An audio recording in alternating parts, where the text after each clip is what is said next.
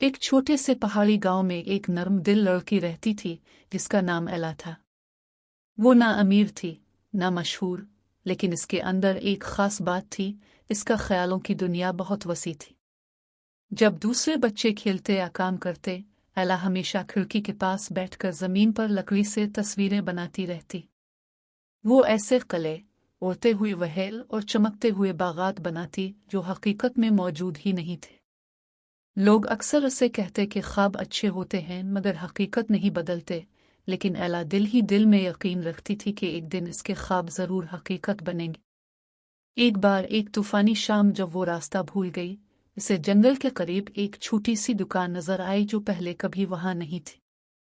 दुकान के दरवाजे पर लिखा था, वो चीजें जो मौजूद नहीं होनी चाहिए। अंदर एक बूढ़ा आदमी बैठा था जिसकी आंखें चांदी जैसी चमक रही थी। उसने बगैर पूछे एक बुश एला के सामने रखा जो आम सा लगता था मगर उसके बाल रोशनी की तरह चमक रहे थे। जब एला ने इसे छुआ तो उसे अजीब सी गर्मी महसूस हुई। एला वो बुश लेकर घर आ गई। इस रात उसने दीवार पर एक छोटी सी चिड़िया बनाई। जैसे ही इसने आखिरी लकीर खींची, वो चिड़िया आंख झपक कर दीवार से बाहर आकर उड़ने लगी।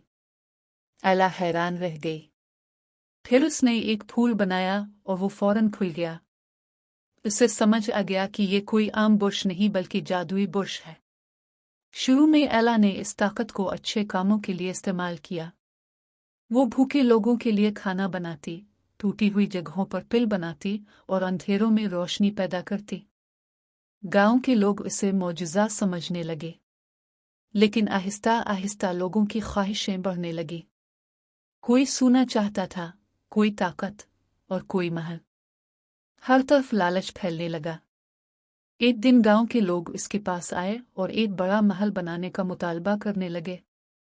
एला ने थके हुए दिल के साथ एक महल बना दिया, लेकिन वो जल्दबाजी और उलझन में था। महल जिंदा सा लगने लगा और खुद ही बदलने लगा। दीवारें हरकत करने लगी, दरवाजे गायब होने लगे और पूरा महल काबू से बाहर हो गया। वो हर चीज को निगलने लगा। एला को एहसास हुआ कि जो वो बनाती है वो सिर्फ इसके हाथों से नहीं बल्कि इसके जज्बात से बनता है। खौफ, लालच और बेचैनी इस जादू को खराब कर रहे थे। बुश इसके हाथ से निकलकर खुद ही चीजें बनाता जा रहा था। वो दोबारा ऐसी पुरस्कार दुकान में पहुंची। बूढ़े आदमी ने इसे देखकर कहा कि जादू बुश हाथों की नहीं, सोच की इताअत करता है। एला ने फैसला किया कि उसे ठीक करना होगा। वो वापस गांव गई जहां सब कुछ बिगड़ रहा था। इसने बुश उठाया और इस बार कुछ नहीं बनाया। ना कला, ना दौलत, ना ताकत।